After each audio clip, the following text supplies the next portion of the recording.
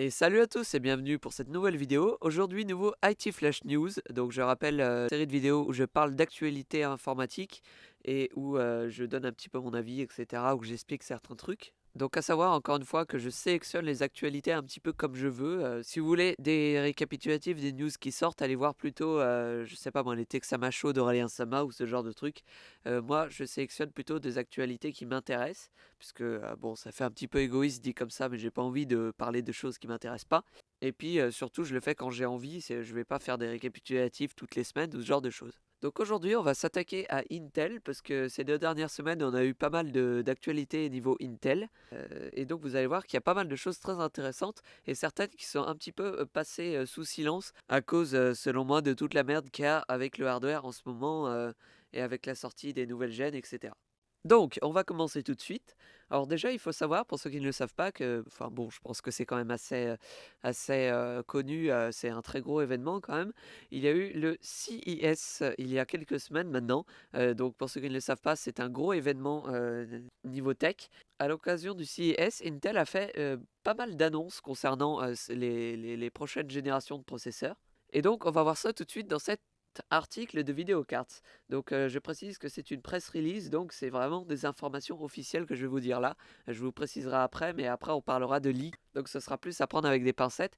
Mais voilà, là c'est une press release, c'est officiel. Donc lors de ce CES 2021, Intel a annoncé 4. Donc déjà, on aurait la génération 11 d'Intel, donc qui arrive sous 2 plateformes, donc Core V Pro et Evo Pro. Et donc l'idée, ce serait ici de la grosse performance et aussi de la sécurité hardware très poussée. Et donc ça fait plaisir parce que les failles hardware, il y en a quand même pas mal. Et c'est vrai que depuis quelques années, Intel commence à être assez bon dans ce domaine. Et donc ça m'intéresse vraiment bien de savoir comment ça va être foutu. Donc on verra hein, pour ça.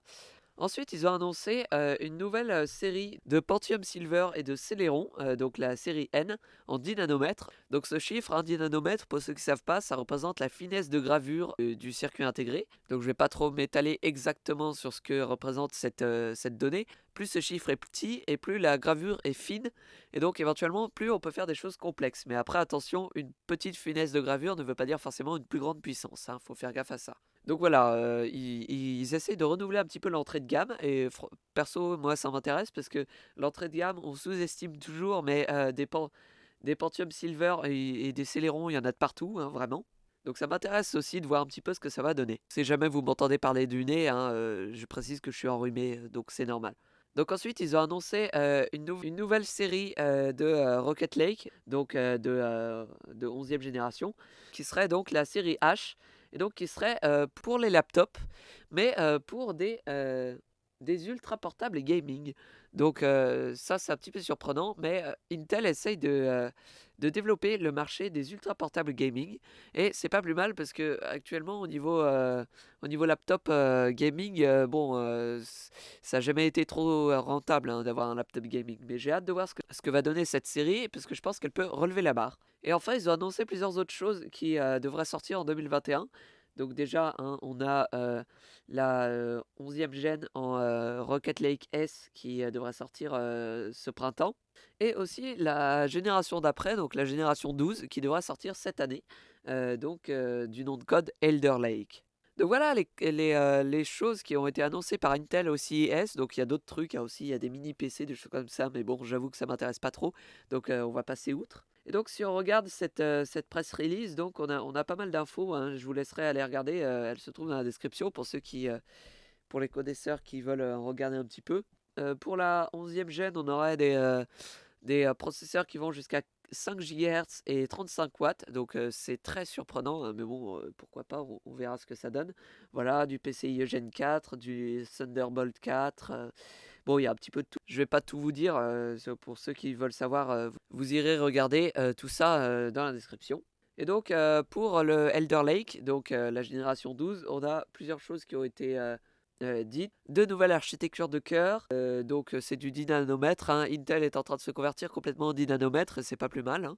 Ensuite, des transistors plus rapides, hein, comme vous pouvez le voir là. Bon, je sais pas trop ce qu'ils entendent par là, mais pourquoi pas. Hein. Je veux bien voir, moi. Enfin bref, il y a pas mal de choses intéressantes. Je vous laisserai regarder ça dans la description si vous voulez plus d'informations. Moi, j'en ai fini avec les infos du CES. On va passer à la suite.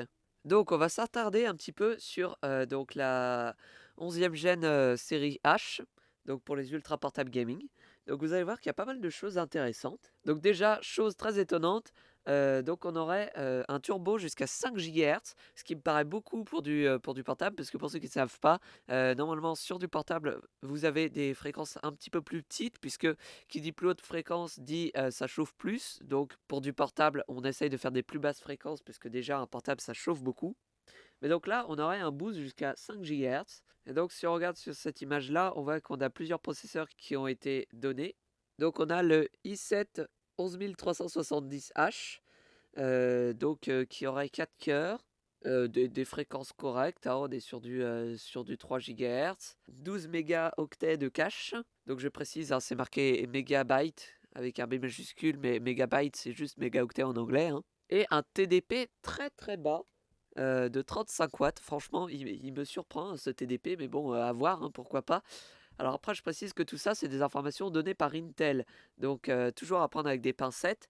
Bon, c'est officiel, hein, mais Intel va forcément donner les meilleures performances pour leur processeur, hein. Ils vont pas dire, oula, celui-là, des fois, il chute à 1,5 GHz. Ils essayent de donner la meilleure image de leur produit possible. Donc voilà, tant qu'on n'a pas de benchmark indépendant, je veux pas trop m'avancer sur les specs et vous dire si c'est intéressant ou pas. Mais donc voilà, ces petits processeurs de la série H me paraissent assez intéressants, donc à voir ce que ça peut donner dans des ultra portables gaming.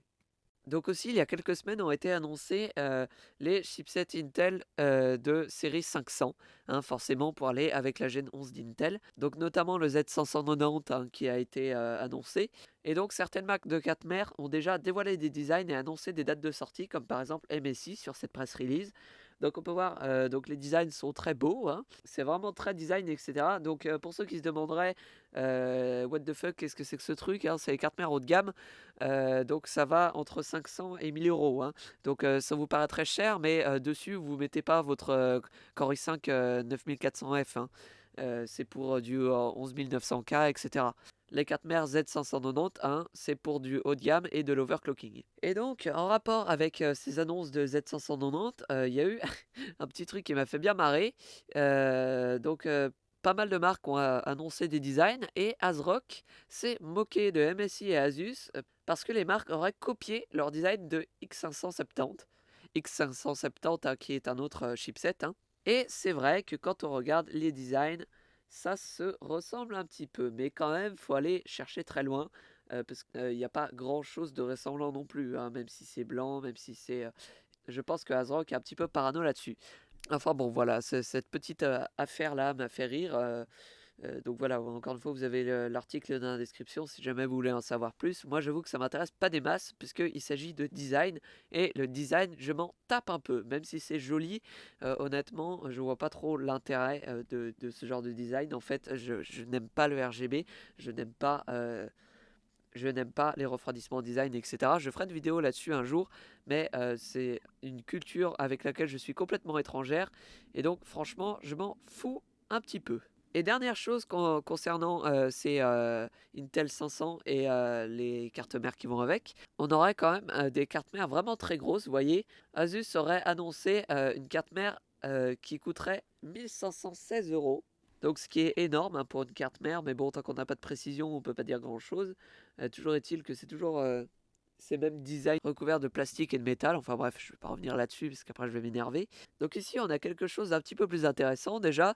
On a certaines cartes mères haut de gamme avec les prix qui vont avec, les éventuelles dates de sortie un petit peu vagues, mais bon, on peut pas faire plus pour l'instant. Mais donc voilà, on peut voir que c'est assez intéressant, notamment cette Prime qui est à 200 euros. Donc ça peut vous paraître beaucoup, mais pour un chipset comme ça, c'est pas énorme, hein. Mais donc voilà pour tout ce qui est des chipsets Intel 500, on va passer à la suite. Parce que moi, c'est pas le truc qui m'intéresse le plus et qu'il n'y a pas beaucoup de choses à dire dessus. Donc ensuite, pour revenir sur les Rocket Lake S, donc la génération 11 d'Intel, on a des prix qui ont fuité chez pas mal de revendeurs, notamment To Compute, qui est un revendeur belge. Bon, on peut voir que c'est assez intéressant. notamment ce 11400F à 176 euros. Donc pour ceux qui ne savent pas, c'est le même prix que le 10400F à peu près, sauf que celui-là m'a l'air bien plus intéressant que le 10400F. 10400F qui était d'ailleurs déjà très intéressant, hein, je vous le conseille si jamais vous cherchez un processeur. Il est très bon pour des petites configs gaming d'entrée de gamme. Donc sachant que je ne l'ai pas précisé, mais la 11e gêne, ce sera du socket LGA 1200. Hein. Ça ne change pas pour l'instant, on verra après qu'avec la gêne suivante, ça changera, mais pour l'instant, c'est du LGA 1200. Mais donc voilà un petit peu pour ce qui est des prix. Donc ça nous fait quelques petites informations en plus. Ensuite, on va passer sur plusieurs petits leaks des processeurs Rocket Lake. Donc déjà, il y a eu un leak sur le i9 11900K qui aurait été testé sur Geekbench avec une horloge à 5,3 GHz. Donc voilà, vous avez toutes les informations ici. Donc ça a été découvert par Geekbench, hein, comme souvent, comparé avec le 11700K, donc qu'on verra juste après. Et on a quelques petits tableaux intéressants ici de comparaison. Et donc on peut voir que Intel explose toujours AMD en single core. Et on comprend d'ailleurs aussi pourquoi Intel se concentre sur les gaming et pourquoi AMD domine sur le marché du calcul brut. Et ici on a quelques petites specs générales qui sont assez intéressantes, notamment les TDP hein, qui restent globalement à 65 watts, ce qui est pas mal. Hein. Donc voilà pour ce 11900K qui à mon avis va être le nouveau processeur haut de gamme pour le gaming. Ensuite on passe sur le i5 10400, donc c'est un processeur assez milieu si ce n'est entrée de gamme hein, pour les corps Intel. Et donc on peut voir qu'il serait au-dessus du 10500, ce qui est pas mal parce que le 10500 personnellement je ne lui vois pas beaucoup d'intérêt. Donc ce petit Core i5 11400, je pense, est parti pour être le nouveau CPU pour les configs gaming entrée de gamme. Sachant qu'actuellement, un des processeurs les plus intéressants pour le gaming, c'est le 10600K. Et donc, j'attends de voir s'il y aura éventuellement un 11600K, parce qu'il pourrait être vraiment intéressant. Et enfin, pour finir, on a le Core i5. Et donc, encore une fois, on a les specs. Et on a des petits tableaux de comparaison assez intéressants. Hein. C'est vraiment pour ça que ce site est intéressant. C'est pour ces petits tableaux de comparaison. Et on peut voir que étrangement sur ce 11500, Intel peine à égaler le 5600X d'AMD, ce qui est bien dommage. Et ici on a un petit récapitulatif de tous les processeurs qui ont leak pour l'instant. Comme je l'ai dit à 5 minutes, le 11600K me paraît être assez intéressant et a une très bonne fréquence par rapport aux autres, ce qui s'accompagne forcément d'un TDP plus élevé aussi. Mais il faut savoir que les K sont des processeurs pour l'overclocking et la performance, donc c'est normal. Donc à mettre avec une carte mère Z590 évidemment. Ensuite, on va passer à quelques news sur la Alder Lake S génération, donc la génération 12. Donc on peut voir déjà que dans les Intel Media Driver, il y a maintenant un support intégré pour les GPU, donc ça c'est intéressant, on a des bouts de code ici. Donc je ne vais pas m'étendre là-dessus parce que je ne suis pas vraiment expert dans ce genre de trucs. Mais voilà, vous avez, pour ceux que ça intéresse, vous avez des trucs assez intéressants ici. Et enfin, chose très intéressante, mais notez attention qu'il s'agit bien d'une rumeur, hein, même que c'est marqué ici. Voilà, faites attention. Donc il y a des rumeurs comme quoi Intel annoncerait Alder Lake S en septembre. Donc ça vient de ce tweet, hein, voilà. Et donc voilà, on a encore une confirmation ici que ce serait donc les chipsets 600 accompagnés du LGA 1700, donc le nouveau socket. Et donc j'ai hâte de voir ce que peut donner cette Alder Lake S parce que je pense que ça peut être très intéressant. Voilà, sachez qu'elle pourrait éventuellement sortir en septembre, ou en tout cas être annoncée en septembre. Et enfin, la dernière news de cette vidéo, Intel conclut donc l'année 2020 avec de très bons résultats. Et le fondateur a déclaré qu'il s'attendait que le marché du PC continue de croître en 2021. Et ce qui est assez étonnant, c'est qu'ils s'attendent à avoir moins de recettes au printemps 2021, alors qu'il y a Rocket Lake qui va sortir. Voilà, vous voyez, baisse des ventes attendues en 2021, donc je ne sais pas trop pourquoi. En tout cas, c'est assez intéressant et important de voir que Intel n'est pas mort et continue à sortir des trucs très intéressants et est toujours dans la concurrence malgré la sortie de Zen 3. Et c'est vrai que les gens sont beaucoup dans la guéguerre Intel vs AMD, ce que je comprends pas forcément, puisque notre intérêt à nous, les consommateurs, c'est que cette concurrence continue, puisque ça fait baisser les prix et ça leur demande de s'améliorer continuellement. Et en plus, si Intel rentre vraiment dans la niche du gaming et qu'AMD arrête de leur envoyer des pics avec leur Ryzen, je pense que ça peut donner quelque chose de très intéressant. Et c'est vrai que on voit bien jusque-là que AMD domine le marché du calcul brut. Et je vois de plus en plus de gens qui crachent sur Intel. Et c'est vrai que pour mon utilisation, par exemple, je trouve que AMD est mieux. Mais bon, voilà, je pense que Intel ne va pas mourir tout de suite non plus.